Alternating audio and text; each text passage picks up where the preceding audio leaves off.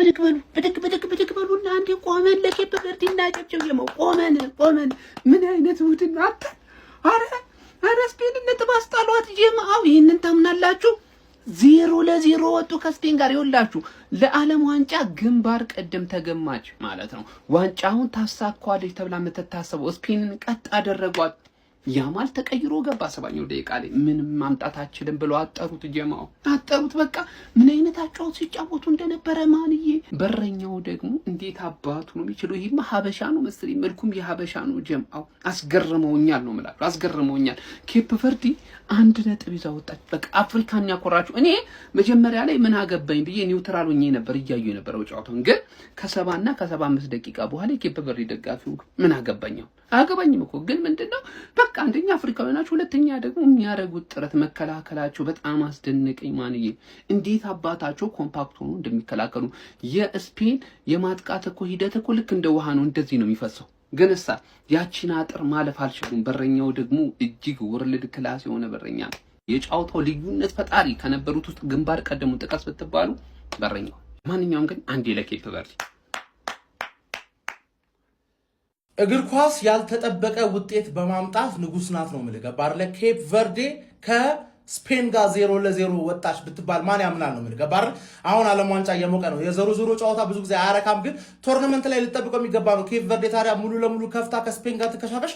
ተረዳኝ? ኬፕ ቨርዴ የዛሬ 2 ዓመት አፍሪካ ዋንጫ ላይ ትዝ ይላችኋል አይደል? ማንም ሳይጠብቃት ሩቅ ድረስ ሄደች። የሚገርም ዲፌንስ ያላት ሚገርም ስፔንን ማቆም ቻለች ማለት ማን ነው? በጣም ሊያስጨበጭብ አዲሷ ቱኒዚያ ኬፕ ቨርዴን ማንንም ደግሞ አፍሪካዊ ስላላስቀየመች ይቋጠርልሻል ነው የምልሽ። ኬፕ ቨርዴያችን ያራዲ ገርጅ ላንቺ ይቋጠራል ነው የምልሽ። ገባሽ? ግማሽ አፍሪካ ግማሽ ዩሮፕ ምናምን ታራምጁ ሙድ አልተመቸን። ምረጪ። ከኛ ጋር ኮንሽ 1 ቢሊዮን ሰው ይደግፍሻል። ከነሱ ጋር ኮንሽ ማንንም አያውቅሽም። አባት ገባ አይደል? ምን ሆነ ነው? ተረዳኝ። ብቻ ኬፕ ቨርዴ አስደስተሽኛል። ያው ጨዋታው ውግም ያለ ቢሆንም አሁን በደንብ የሚቋጠርበት ሌላ አፍሪካዊ ያለ ግብጽ ከቤልጂየም ጋር የአፍሪካ የፕሪሚየር ሊግ ሌጀንዶች መሐመድ ሳላ ቨርሰስ ኬቨን ደብራይነ ማለት እኛ ለኬቨን ደብራይነ ነው የምንደግፈው። ምንም አማራጭ የለም። መሐመድ ሳላ የሊቨርፑል ማሊያ ስለብሽ እኮ ትመችኝ ነበረ፣ ግን የግብጽ ማሊያ ስለብሽ ግን ጠላት ሄደሽ ምንም ማድረግ አልችልም ነው ምን ገባር። እንደ አፍሪካ ሳይሆን እንደ ኢትዮጵያዊነት የሚበድለን ሀገር ላይ ነው የምትጮህ። ስለዛ አልሰማሽም ነው የምልሽ። በግሩፕ ስቴጅ አንቺና ሳውዝ አፍሪካ በግሩፕ ስቴጅ ነው መደረግ ያለባችሁ። እንጠብቃለን። አሁን ሊጀምር ነው። ኬፕ ቨርዴ ትችያለሽ። ስፔንን አስጨነቅሽልን ማለት ነው። እንዳይገባብሽ በማድረግ ራሱ ማስጨነቅ እንደሚቻል እኔ እስካሁን ድረስ በአርሰናል ብቻ ነበር ያየሁት። እስቲ ጠላት አንቺን ያደንቅሻል ወይ ለዚህ ውጤትሽ? ገባሽ አይደል? ምክንያቱም መከላከልም ብቃትም ሴት ፒስ ብቻ ደግሞ ታሸንፊ ነበር ነው የምልሽ። ተረዳሽ? የዓለም ዋንጫ እኮ ለዚህ እኮ ነው ደስ የሚለው። የማይጠበቅ ውጤት፣ የማይጠበቁ ተጫዋቾች ናቸው የሚገኑት። ይሄ በረኛ ምንድን ነው ያደረገው ዛሬ? ምን አይነት ሴቮች ነው? ስፔን 1 ጎል ሳታስቆጥር ወጣች። አስቡት። ይሄ እዚህ ጨዋታ ላይ ልክ እንደ ጀርመን 7-6 ይገባበታል ተብሎ ግምት እየተሰጠ ነበረ። ኬፕ ቨርዲ 1 ነጥብ ከስፔን ወሰደች። በስማም የአሰልጣኙ ችግርም አለበት። ጋቪን አስጀመረ።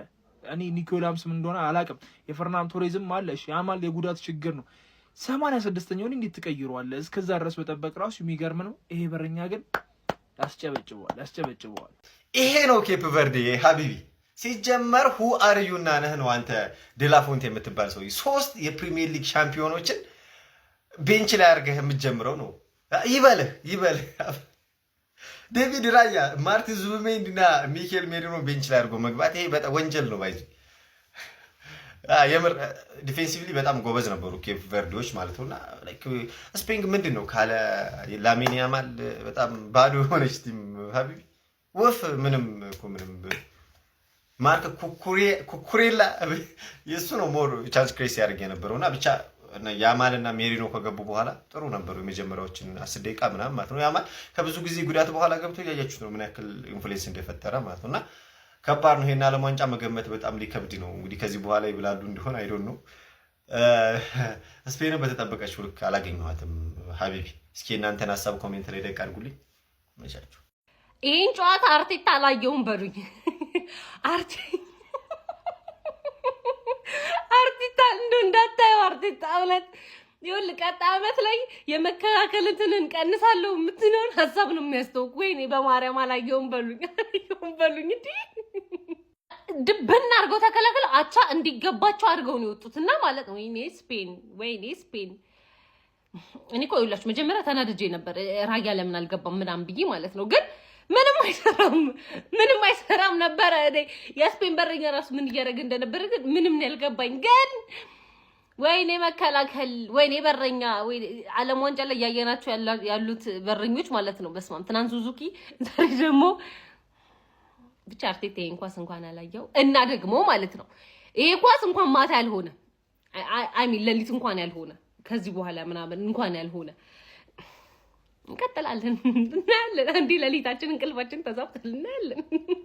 ኬፕ ቨርዴዎች ማለት ነው አይቻልም፣ በቃ አጭበርብሯል። ሲጀመር እንደዚህ አይቻልም። ተጫዋች ብለው ድንበር የሚጠብቁ ወታደሮችን ነው ይዘው የገቡት። ይሄ ለ3 ነጥብ ሳይሆን ለሉዓላዊነት የሚታገሉ ወታደሮች ነው የሚመስሉት። በስማ በረኛው 40 ዓመቱ ነው እንደዚህ ምን የሆነ ውስጡ ወይ 16 ዓመት ልጅ አለ እንጂ እንደዚህ ተጋደሉ አይገልጹም። 90 ደቂቃ ውጥር አድርገው ነው ያዙት። ስፔንንም ግን አለማድነቅ አይቻልም። እኔ በቃ ለዚህ ነው ስፔንን የምደግፈው። ምን አይነት ቲም ነው ያሳዩን፣ ምን አይነት ዶሚናንስ ነው። በእርግጥ ስትራይከር ከዴቪድ ቪያ በኋላ ምንም ስፔን አላገኘችም። እንደዛም ሆኖ አንዳንድ እንደዚህ አይነት ጨዋታዎች አሉ። በቃ ሙሉ ለሙሉ ዶሚኔት ብታረግም ጥምም በቃ እድል በግራ በኩል ትመጣለች እና ስፔን በጣም ጥሩ ቲም ነው። በእርግጥ ደና ተጋጣሚ አይደሉም ማለት ይሄ በደንብ የሚተናንቆ ለማሸነፍ የሚሞክር ቲም አይደል። ሎ ብሎክ ቲም ነው። ግን ሎ ብሎክኑም ብዙ ጊዜ ለመስበር ተደጋጋሚ ሙከራ አድርገው ነበረ፣ አልተሳካ። የሚገርም ጨዋታ በቃ ዛሬ በአግባቡ ነው ወርልድ ካፕ ያየነው። ዓለም ለኬፕ ቨርዲ ቋጥራለች። ያበደ ጨዋታ ነው። ኮፒ ሊንክ ሪፖርት ሼር እያደረጋችሁ ሀሳባችሁን ኮሜንት ላይ። በዓለም ዋንጫ የምድብ 8 የመክፈቻ ጨዋታ ስፔን ከኬፕ ቨርድ ጋር ያደረገችውን ጨዋታ በአቻ ውጤት ያለ ግብ አጠናቃለች። ለስፔን ያልተጠበቀ ውጤት ነው ማለት ይቻላል። እጅግ ተቸግራ በተስተዋለችበት ጨዋታ ስፔን ግብ ለማስቆጠር ተስኗት ነው የተመለከትነው። በተለይም የ40 ዓመቱ በፖርቹጋል ሁለተኛ ዲቪዚዮን የሚጫወተው አንጋፋው ግብ ጠባቂ ቮዚኒያ የስፔን እያንዳንዱን ኳሶችን ሲያመክን ስንመለከተው ነበር። ስፔን ምናልባትም ከፊትነስ ጋር በተያያዘ ኒኮ ዊሊያምስ እና እንዲሁም ደግሞ ላሚን ያማልን በቋሚነት ያላስጀመረችበት ጨዋታ ነበረ። በአግባቡ የጠሩ የሚባሉ በተለይ ሳጥን ውስጥ ከግብ ጠባቂው ጋር በአንድ ለአንድ ግንኙነት ሊያገናኙ የሚችሉ የማጥቃት አማራጮችን ለመፍጠር የተቸገረችበት ነበር።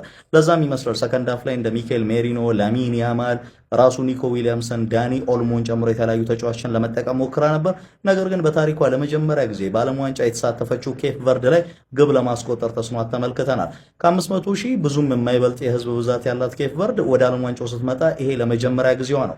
በ2013 ነበር በፈረንጆቹ አቆጣጠር እኛ ኢትዮጵያውያን ከ31 ዓመታት በኋላ ለአፍሪካ ዋንጫው ባለፍንበት ጊዜ ለአፍሪካ ዋንጫ ማለፍ የቻሉት። ከነዛ ጊዜያቶች በኋላ ከነበሩ 6 የአፍሪካ ዋንጫ ጨዋታዎች በአራቱ መሳተፍ ችለዋል። በዓለም ዋንጫው ደግሞ ይሄ የመጀመሪያቸው ነው። በተለይም ካሜሮን ባለችበት ምድብ ነበር ውጤታቸው አንደኛ ደረጃ በመያዝ ለዓለም ዋንጫው ማለፍ የቻሉበትን አጋጣሚ የፈጠሩት። ከዛ በኋላ እንግዲህ አሁንም የተሻለ እንቅስቃሴ ማሳየት የቻሉበት ነበር። ምናልባትም በማጥቃቱ ብዙ የጠሩ የግብ ዕድሎችን መፍጠር ባይችሉም በመከላከሉ ረገድ ግን እጅግ አስደናቂ ቀን ነበር ማሳለፍ የቻሉት። የአውሮፓ ሻምፒዮኗን ስፔንን ነጥብ ማስጣል ችለዋል።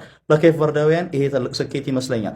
ምናልባት ብዙ ሀገራት በዓለም ዋንጫው ሲሳተፉ ብዙዎቻችን ላንወደው እንችላለን። ምናልባት የዛሬ አይነቱ ውጤት ስንመለከት ግን እግር ኳስ አንዱ ጥሩ ጎኑ ይሄኛው ነው ማለታችን የሚቀር አይመስለኝም። በኬፕ ቨርድ ያልተደነቀ አለ ብዬም አላስብም። ጋይስ በጣም አስገራሚ ዜና ልንገራችሁ። የኬፕ ቨርዴው በረኛ ማለት ነው ጨዋታው ከመጀመሩ በፊት 46000 ፎሎወር ነበር የነበረው። ጨዋታው ካለቀ በኋላ ማለት ነው 1.7 ሚሊዮን። ማን ነው ይሄን ሰውዬ ሁላ ፎሎ እያደረገ ያለው? ሙሉ የኬፕ ቨርዴ ህዝብ እኮ 500,000 ነው። ሙሉ የኬፕ ቨርዴ ህዝብ ፎሎ ቢያደርገው ራሱ ማለት ነው ይሄ ሰውዬ እንደዚህ ሊመጡ አይችልም። 1.7 ሚሊዮን ጨዋታው ሲያልቅ ማለት ምን ማለት ነው? ቆይ ማን ነው ሰውዬ ፎሎ እያደረገ ያለው? በዛውም ይሄንን አካውንት ፎሎ አድርጉት እናንተ። አንተ በጣም ኢንሴን ነው። 40 ዓመቱ ነው ማለት ነው። ያ ሁላ ሴቭ አድርጉ። የስፔን አሰልጣኝ ኦፍ ኮርስ ደደብ ነው ግን ማለት ነው በረኛ በጣም ነው የሚችለው። በጣም ክሬዚ ሴቮችን ነበር እያደረገ የነበረው። ሬቲንጉንም እንደምትመለከቱት በጣም የሳተ ምን ሆነ ነው? ቆይ እንደዚህ ይቻላል እንዴ? 40 ዓመቱ ነው። በዛ ላይ ይሄ ሁላ እንቅስቃሴ ማድረጉ በጣም ፒስ ነው ማለት ነው። ኔክስት ጌም ላይም ሴቭ አድርጋችሁ ተአምር በስፔን ጨዋታ ላይ ሁለት ተአምር ነው የተፈጠረው። አንደኛው ኦሪዛባል 30 ደቂቃ አንድ ኳስ አልነካም። አንድ ኳስ። ሁለተኛውን ታምር ተመልከቱ። 50,000 ፎሎወር 50,000 ተከታይ ነበሩ። 1.9 ሚሊዮን ተከታይ በሰዓታት ውስጥ ገባህ። ስፔን ላይ ታሪክ ሰራ። በቃ 7 ንጹህ ጎል ክሊር ቻንስ የሆኑ ኳሶችን ነው ማዳን የቻለው። የሚገርም ግብ ጠባቂ በ40 ዓመቱ 1.9 ሚሊዮን ገባ። አስቦትም አለሞትም ያቀራሱ አይመስለኝም። ለማንኛውም የዓለም ዋንጫ ድራማ እንደቀጠለ ይገኛል። እያያችሁ የዓለም ዋንጫ ተዝናኑበት። የፕላስ ምልክቷን መንካት እንዳትረሱ። 300,000 ልንገባ ነው። የሚገርም ጊቫዌ ይዘጋጃል። ይመቻል። በመጀመሪያ ደፍሬ ማለት የምፈልገው ነገር ከዚህ በፊት ደፍሬ ለመናገር ትንሽ ሼም ስለሚይዘኝ ምናምን እንጂ የስፔን ብሔራዊ ቡድን በነ ላሚን ያማል ጥገኛ የሆነ ብሔራዊ ቡድን ርስታፍ ምናምን አይታችሁታል። ምንም ቻንስ መፍጠር አቅቶት ከብዶት ማለት በልጁ ልዩ ክህሎት ሰብሮ እየገባ ይሄ ትሪቢሎን አሲስት እየለቀቀ ምናምን በሚያደርጋቸው ልዩ ታለንት ነው የሚጠቀሙ ብሔራዊ ቡድን ማለት የተጋነነ እኮ ነው አሉት። በእርግጥ ጥራት ያለው ፔድሪ የሚያክል ተጫዋች አለው። በተከላካዩ መስመር ነው ኩኩሬላ እና ሮድሪ ጽድት ያለ እንዲህ ተጫዋቾች ምጥሯቸዋል። ግን ቡድኑ እንደ ቡድን ማለት ነው ኧረ በጌታ በኢየሱስ ስም በላሚን ያማል ጥገኝ የሆነ ብሔራዊ ቡድን እኔ ስላዩት ነው። የወዳጅነት ጨዋታ ሙሉ ካያችሁት አመጣጡን በጣም ጥገኛ መሆኑ ይታያችኋል ማለት ነው። ከዛ ውጭ ግን ምንድነው ሲያደርግ የነበረው ይበረኛ ኬፕ ቨርድ ኧረ በጌታ ስም መከላከል ቅርጽ በቅርጽ የሆነ ቡድን ስርዓት ያለው ቡድን ተቀያዮች ሲገቡ አይሳሳቱ። ትንሽ አትደነግጡ። በረኛውማ ጭራሽ እጁ ላይ ሆኖ ኳሱ ሁላ ፈታ ብዬ ና ኦልሞ ከፈለግ ተጠጋ በጣም ነው የሚችሉት። እንደዚህ አይነት የአፍሪካ ቡድን ያኮራኛል፣ እኮራለሁ ማለት ነው። እግዚአብሔርን ነው ለመጀመሪያ ጊዜ ምናምን መሳተፏ በህዝብ ቁጥር ትንሽ ወፍ ምን አገባኝ ነው የምትል ማለት ጀግና የሆነ ብሔራዊ ቡድን በዚህ አይነትማ ኡራጋይን ሳውዲ ምናምን ለጥጣ ከምድቧ ፈታ ብላ ልታልፍ ነው ማለት ነው። ይመቻት። አዲሱ አካውንታችሁ ስለሆነ ፎሎ ማድረግ እንዳይረሳ። እናንተም ይመቻችሁ። ዛሬ ስፔን ይላል። ይሄ እዚህ ጋር ያለው በረጃ ይታያል። ስፔን ሲሞክር ጎሉን ይደብቀዋል በረጃው። ስፔን ወደ ጎል ሲመታ ጎሉ የለም። ኬፕ ቨርዴ ይሄ ነው። አፍኮን ላይ ካያችሁት ኬፕ ቨርዴን በጣም አስቸጋሪ ቲም ነው የምልህ። ከምድቡ ያልፋል። አይ ቲንክ ይውላችሁ እዚህ ምድብ ላይ ሳውዲ አረቢያና ዩራጋይ ያሉ ሁለቱ የሚቀሩ ይመስለኛል። ስፔንና ኬፕ ቨርዴ ያልፋሉ። አይ ዶንት ቲንክ ሶ ዩራጋይ ምናልባት ምርጥ ሶስተኛ ሆና ካለፈች እንጂ ኬፕ ቨርዴ አትወርቅም ከዚህ ምድብ። እንደ ትላንቷ እንደ ጃፓን ሚራክል የሆነች ቲም ነች። በቃ የሚገርም ቲም። በረኛው እኔ ቫንሃላ አይ ቲንክ እንደዛ አይነት ሲሆን 40 ዓመቱ ነው። መጥፎነቱ 40 ዓመቱ ነው እንጂ ኢሮፕ ላይ መጥቶ በትክክል መጫወት የሚችል 27 ሙከራ ነው ስፔን ያደረገችው። አይ ቲንክ 7 ኦን ታርጌት፣ አንድ ጎል ማስቆጠር አልቻለችም። ያው አንድ ኦን ታርጌት ነው ሞክሮ የወጡት። ግን ከስፔን በመጀመሪያ ዓለም ዋንጫቸው 1 ነጥብ ወስደው ሄደዋል። አረ ይሄ ያስጨበጭባል እንዳልኩት ነው። ኬፕ ቨርዴ ከምድቧ የምታልፍ ነው ይመስለኝ። የማትጠብቁት የማትገምቱት የዓለም ዋንጫ ውጤት ይላል ይሄ ነው። ስፔን ከኬፕ ቨርድ ጋር ያለምንም ጎል 0-0 ተለያይቷል። ሰምታኛል፣ 0-0። ያ የስፔን ብሔራዊ ቡድን ማንም ላይ ጎል ናዳ ሲያዘንብ የነበረው ከየትም አቅጣጫ ጎል ማስቆጠር የሚችሉት ስፔን ብሔራዊ ቡድኖች ዛሬ 0 ጎል አስቡት እንግዲህ። እንደገና ደግሞ የኬፕ ቨርድ በረኛ ስንት ዓመቱ ነው? 40 ዓመቱ። በ40 ዓመቱ ቀጥ ለጥ አድርጎ ነው የያዘው። ጀግና ነው፣ በቃ የመጨረሻ ጀግና። ኬፕ ቨርድ አፍሪካ ዋንጫ ላይ አይተናታል። በጣም ረጅም ርቀት ስትጓዝ እንዴት ነው ይሄ ነገር ለዓለም ዋንጫስ አያሳስብም ወይ ብለን ነበረ። በዚህ ሞራላችሁ የእኛ ቋጠሮ ጣል ሲደረግበት ቻለ ማለት አይደለም። በአጋጣሚ እዚህ ቲክቶክ ላይ የምታውቁት አንድ ግለሰብ 50,000 ፎሎወር ያለው ማለቴ ነው በሰዓታት ውስጥ 2 ሚሊዮን የሚደርስ ተከታይን ቢያፈራ ምን አይነት ስሜት ሊሰማው ይችላል ብላችሁ ታስባላችሁ ማለት ነው። ይህ የቢሆን ዓለም አይደለም አባቴ፣ በተግባር ሆኗል እያልኩ ነው በዚህ በኢንስታግራም ማለት ነው። ዛሬ እንግዲህ በመላው ዓለም መነጋገሪያ የሆነው የ40 ዓመቱ ጆሲማር ዲያዝ እንግዲህ በኢንስታግራም ስሙ ማለት ነው በትክክለኛው ስሙ ቮቲናሃ የኬፕ ቨርዴው በረኛ የሚገርም ተአምርን እሱ አሳየን። መላው ህዝብ ደግሞ እሱን ተአምር እያሳየው ነው። ከ50,000 2 ሚሊዮን አድርሰውታል እንግዲህ ተከታዮቹ ማለት ነው። የሚገርም ይገባዋል አባቴ። ይህ ቁጥርም በጣም ሊያሻክብ ይችላል እየተባለ እስቲ እንደው ለእኔ ደግሞ ኮፒ ሊንክ ምቱልኝ እስቲ በተቻለ መጠን እኔንም እንደው ይህንን ቪዲዮ የምታዩ ሰዎች እባካችሁ የፕላስ ምልክቷን ብትጫኑ በእርግጠኝነት የማታፍሩበት አካውንት እንደሆነ ቃል እገባላችኋለሁ። ኮፒ ሊንክ አድርጉ። ይመቻችሁ። በጉዳዩ ላይ ያለውን ሀሳብ አስተያየት ኮመንት ሴክሽን ላይ እንዳይረሳ። ይህን ቪዲዮ በተቻለ መጠን ሼር ኮፒ ሊንክ አድርጉት። እሺ ጋይስ፣ ብዙ ጊዜ እንደዚህ አይደለም፣ ግን በጣም አስፈላጊ ስለሆነ ለመሰላችሁ በህይወታችሁ ራሱ ማለት ነው እንደ ኬፕ ቨርድ አይነት ትግል ይስጣችሁ። የምሬ ነው።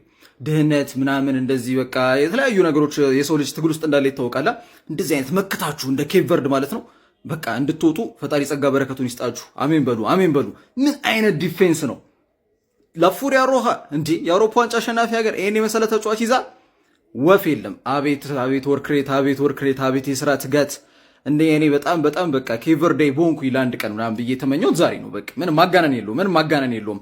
ምንም በቃ ኒውትራል ሆኜ የነበረ ጨዋታውን ሳየ ነበረው። ግን በቃ የስራ ትጋታችሁ በጣም ነው የሚያስደንቀው ጋይ። 600,000 ሰው ብቻ ነው ያላት በነገራችን ላይ በዓለም ዋንጫ ላይ ሶስተኛው ትንሹ ፖፑሌሽን ወይም ደግሞ የህዝብ ቁጥር ኖሯት በዓለም ዋንጫ ላይ የተሳተፈች ሶስተኛው ሀገር ናት ኬፕ ቨርድ። በታሪኳ ለመጀመሪያ ጊዜ ነው የዓለም ዋንጫ ላይ የተሳተፈች የምትገኘው። ምን አይነት የስራ ትጋት ነው ያየሁት ጋይስ። ኧረ ወርክሬት ይመቻችሁ። በቃ እንደዚህ አይነት የስራ ትጋት ነው በቃ የሚያስፈልገው። ህይወታችሁም ላይ ለውጥ የሚያመጣው ያ ስለሆነ ማለት ነው። በአጠቃላይ 26% ብቻ ነበር ኳስ ቁጥጥራቸው፣ 6 ሞክረዋል። አንድ ኦን ታርጌት ነው፣ አንድ ቢግ ቻንስ ክሬት ወይም ትልቅ የግብ ዕድል ፈጥረው ነበረ። ከዛ ውጪ 3 ጊዜ ኦፍ ውስጥ ገብተዋል ወይም ደግሞ ኦፍሳይድ ከጨዋታ ውጭ ሆኑበት አጋጣሚ ተፈጥሯል። 205 ጊዜ ብቻ ነው ኳስ ነው የተቀባበሉት። 32 የማጥቃት እንቅስቃሴ ብቻ ነበራቸው። በአንጻሩ ማለት ነው እዛ ላፉሪያ ሮሃ ስትሄዱ 187 የማጥቃት እንቅስቃሴ ነበራቸው። በጨዋታው ላይ ቢያንስ 2 ጎል ማስቆጠር እንደነበረባቸው ቁጥሮች ያሳያሉ። 27 ነው የሞከሩት። ከዛ መካከል 7 ኦን ታርጌት ነበር። አንዳንዴ በቀጠቀጠ ምናምን አይደለም ገብቷል። እዚህ ጋር በቃ የሞከረው እንዳለ ሆኖ የሚሞከርበትም ቡድን ደግሞ የሚያሳየው የስራ ትጋትና በጣም ይሄ እንዴት ነው ከስፔን ጋር በነገራችን ላይ አቻ ለመውጣት ማለት ነው ሁሉም ተመሳሳይ ሴም ፔጅ ላይ መሆን መቻል አለብህ፣ ከግብ ጠባቂ እስከ አጥቂ ማለት ነው። ግብ ጠባቂ ካነሳን አይቀር ደግሞ የኬፕ ቨርድ ግብ ጠባቂ የ40 ዓመቱ ቮዚኒያ ነው የሚባለው። ትልቁ ሬቲንግ እሱ ነው። ፕሌየር ኦፍ ደ ማችም እሱን እንደተባለ ነው መረጃዎች እየጠቆሙ የሚገኙት። 1.89 ይረዝማል። ለቺቫስ ነው የሚጫወተው። ምን አይነት እንቅስቃሴ ነው ያሳየው ጋይስ! ምን አይነት እንቅስቃሴ ነው ያሳየው! በጣም የሚገርም ፐርፎርማንስ። ከዚህ 40 ዓመት በግብ ጠባቂ ጋር በተያያዘ የምናነሳቸው ነጥቦች 7 ሙከራዎችን አድሯል። በነገራችን ላይ የእሱን ቁጥር መረጃዎች ልንገራችሁ ብዬ ነው። 7 ኳሶችን አድሯል። ኤክስፔክትድ ጎልስ ኦን ታርጌት ኮንሲድ ቢያንስ በጨዋታው ላይ 1.5 ጎል ሊቆጠርበት ይገባ ነበር ቁጥሮች እንደሚያሳዩት ከሆነ ግን አልሆነም። በጣም ወሳኝ ፐርፎርማንስ ጋይስ። ኤክስፔክትድ ጎልስ ፕሪቬንትድ ወይም ደግሞ ሊገባ የሚችል ኳስ ያዳነበት መንገድም በዛው መንገድ ስለሚቃይ ማለት ነው። ከዛ ውጪ ያው ፓንቾች የሉትም ግን ሃይ ክሌሞች አሉት። በቃ ጎልን ጥሎ ወጥቶ ኮርናም ሲሆን እየወጣ ኳስን የያዘባቸው አጋጣሚዎች 3 ጊዜ እንደነበሩ ቁጥሮች ያሳያሉ። ቦል ሪከቨሪ 15 ጊዜ ነበረው። ሎንግ ፓሶቹ ከ23 10 የተሳኩ ናቸው። በአጠቃላይ ፓስ በማድረግ ረገድ ደግሞ በሾርትም በሎንግም 42 ጊዜ ሞክሮ 29 ጊዜ የተሳካ። ለኔ ፐርሰናሊ ፕሌየር ኦፍ ደ ማች እሱ ነው። ምንም ጥያቄና መልስ የለውም።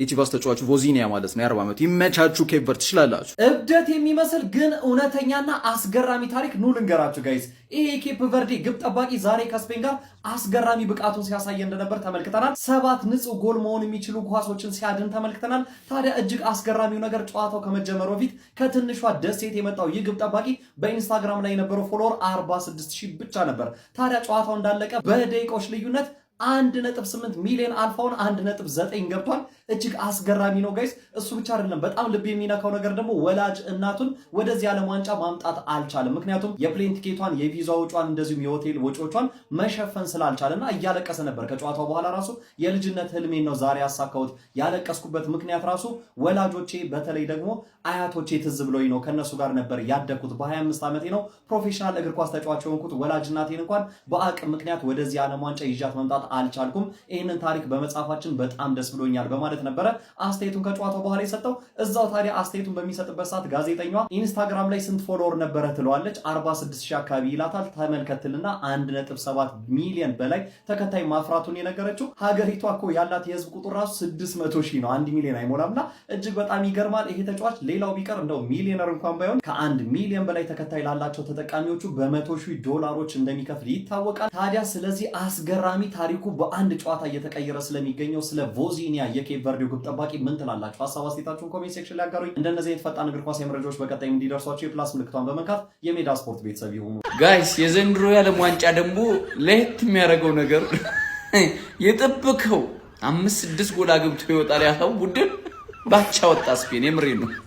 ዋይፋይ ከሆነ ስም ጋራ ማለት ነው። የምሬን ነው። በጣም ከባድ ነው ዘንድሮ። ስፔን አቻ ትወጣለች። ስንት ሰው ማራስ በላ፣ ስንት ሰው የምሬን ነው። ጭራሽ የማይታሰብ ኦቨር 3.5 ጎል ኦቨር 2.5 ጎል አብዛኛው 100% የሚሄደው ማለት ነው። ቂጣችን አስበላን ማን ስፔን ምን ነው ፔድሪኒዞ ሮድሪኒዞ ኩኩሬላ እንዴት ነው ላሚን ያማል ስላልገባ ነው ጋይስ ነው ምንድን ነው? ወይኔ ስፔን ወይኔ ኬፕ ቨርዴ the real meaning of discipline the real meaning of defense pride of Africa። እውነቱን ለመናገር ስለ ዛሬው ኬፕ ቨርዴ ቡድን የመከላከል መዋቅር ማለት ነው የመከላከል ዲሲፕሊን ማውራት የሚችለው የአርሰናል ደጋፊ ብቻ ነው እውነቱን ለመናገር። ምክንያቱም ሲዝኑ ሙሉ ያውቀዋል ቡድኑ በምን አይነት መንገድ ሲዋደቅና ሲከላከል እንዴት ዋንጫው እንዳነሳ ስለሚያውቀው ማለት ነው። ለማንኛውም አኩርተውና ኬፕ ቨርዴዎች ይመቻቸው። እስቲ ብድግ በሉና አንዴ ቆመን ለኬፕ ቨርዴ እናጨብጭብ። ቆመን ምን አይነት ቡድን አታ አረ ስፔን ነጥብ አስጣሏት ጀማው። ይህንን ታምናላችሁ? 0-0 ወጡ ከስፔን ጋር። ይኸውላችሁ ለዓለም ዋንጫ ግንባር ቀደም ተገማች ማለት ነው። ዋንጫውን ታሳኳለች ተብላ የምትታሰበው ስፔንን ቀጥ አደረጓት። ያማል ተቀይሮ ገባ 7ኛው ደቂቃ ላይ። ምንም ማምጣት አችልም ብሎ አጠሩት ጀማው፣ አጠሩት። በቃ ምን አይነት አጫወት ሲጫወቱ እንደነበረ ማንዬ። በረኛው ደግሞ እንዴት አባቱ ነው የሚችለው? ይሄማ ሀበሻ ነው መሰለኝ፣ መልኩም የሀበሻ ነው ጀማው። አስገርመውኛል ነው የምላችሁ፣ አስገርመውኛል። ኬፕ ቨርዲ 1 ነጥብ ይዛ ወጣች። በቃ አፍሪካን ያኮራችሁ። እኔ መጀመሪያ ላይ ምን አገባኝ ብዬ ኒውትራል ሆኜ ነበር እያዩ የነበረው ጨዋታውን። ግን ከ70 እና ከ75 ደቂቃ በኋላ ኬፕ ቨርዲ ደጋፊው ምን አገባኛው? አገባኝም እኮ ግን ምንድነው በቃ አንደኛ አፍሪካዊ ናቸው፣ ሁለተኛ ደግሞ የሚያደርጉት ጥረት መከላከላቸው በጣም አስደነቀኝ ማንዬ። እንዴት አባታቸው ኮምፓክት ሆኖ እንደሚከላከሉ። የስፔን የማጥቃት እኮ ሂደት እኮ ልክ እንደ ውሃ ነው፣ እንደዚህ ነው የሚፈሰው። ግን እሳ ያቺን አጥር ማለፍ አልቻሉም። በረኛው ደግሞ እጅግ ወርልድ ክላስ የሆነ በረኛ ነው። የጫውታው ልዩነት ፈጣሪ ከነበሩት ውስጥ ግንባር ቀደሙን ጥቀስ ብትባሉ በረኛው። ማንኛውም ግን አንዴ ለኬፕ ቨርዲ ኬፕ ቨርዲ ምንጉር ናቸው በመቤቴ። በረኛው በተለይ እናትዬ ነው። አንተ ቡፎን ከካሲያስ ከኮርቱዋ ከአሊሰን ተዳቅለው አንድ ላይ ወልደው አሳድገውት ያላየ ነው በረኛ ማለት ነው። 40 ዓመቱ ነው ባይዘው 1 ቨርሰስ 11 ማለት ይሄ ነው እናትዬን። አንተ ሲችል ገብርኤልን ሎ ብሎክ ይላል። ግጥም ያለ ሎ ብሎክ ኬፕ ቨርዶች ትችላላችሁ። ስፔን ገና ከመጀመሪያው ነጥጥላለች። ጉዞሽን ያሳምርልሽ አባቴ። በስመ አብ ኬፕ ቨርዲ ምን አይነት ቡድን ነው? ስፔንን ነጥብ አስጥለዋል። ስፔኖች ኬፕ ቨርዲን ማሸነፍ አልቻሉም። በጭራሽ ያልተጠበቀ ውጤት ማለት ነው። በስመ አብ። ለማንኛውም ይህን ጨዋታ የተመለከታችሁ ሰዎች ግን ላይክ አርጀንቲና ከሳውዲ አረቢያ ጋር የተሸነፈችውን ጨዋታ ታስታውሳላችሁ፣ የመጀመሪያውን። ከዛ በኋላ ግን ዋንጫው ማሳካት ችላ ነበር እና ሜቢ እኔ ከዛ ጋር እየተመሳሰለብኝ ነው። ኤኒዌይስ ስፔን ጨዋታው ማሸነፍ ባትችልም ግን ለስፔን ደጋፊዎች በጣም ዲስአፖይንት የሚያደርግ ምናምን አይደለም ጨዋታው ማለት ነው። የሚገራረሙ ፓተርኖችን ተመልክተናል። ኬፕ ቨርዲዎች በቃ የሆነ ምን ውጠው እንደመጡ አላቅም። በስመ አብ ስግጥ ነው ያሉት። በቃ ወታደር ሊሆኑ ነው የገቡት ማለት ነው። እና ስፔን ጎል ማስቆጠር አልቻለችም ማለት ነው። ግን ብዙም ዲስአፖይንት የሚያደርግ አይመስለኝም። ስፔን በቀጣይ የሚገርም ልክ ከአርጀንቲና ጋር ተመሳስሎብኛል ያልኳችሁ ለዛ ነው። አሪፍ ቲም የምንመለከት ይመስለኛል። በቃ ዛሬ ነው እኔ ኢንተርቴን ያደረኩት ዓለም ዋንጫን። ሰዓቱም አሪፍ ነበረ ምናምን ብቻ ለመጀመሪያ ጊዜ በዚህኛው ዓለም ዋንጫ ኢንተርቴን ያረኩት ጨዋታ ነው ማለት ነው። ከዚህ ቀጥሎ ቤልጅየም ከግብጽ ያበደ ጌም አለ። ጨዋታው አሪፍ ሰዓት ነው፣ 4 ሰዓት ቆንጆ ሰዓት ነው። እሱን ጨዋታ እንዳያመልጣችሁ። ያው እንግዲህ ሁሉንም ጨዋታ ላይ ማየት አልታደልም። የዓለም ዋንጫ አሜሪካ የምትባል ሀገር እንግዲህ ይዘውብን ሄደው ማለት ነው። ይመቻል። ወንድ የሆነ ቡድን ወንድ የሆነ በረኛ ቮዚንሃ በጣም ኮርተንባል እንደ አፍሪካውያን እኔ እንጃ እንደ አይነት በ40 ዓመቱ እንደ አይነት ፐርፎርማንስ ደግሞ በቃ ሂዘ ሊደር በቃ እና በጣም የተለየ ነው። አብሶሉት ሲንስ እውነትም ካፖ ቬርዴ ስፔንን እንደዚህ አንገት አስደፍታለች። ጎ አፍሪካ።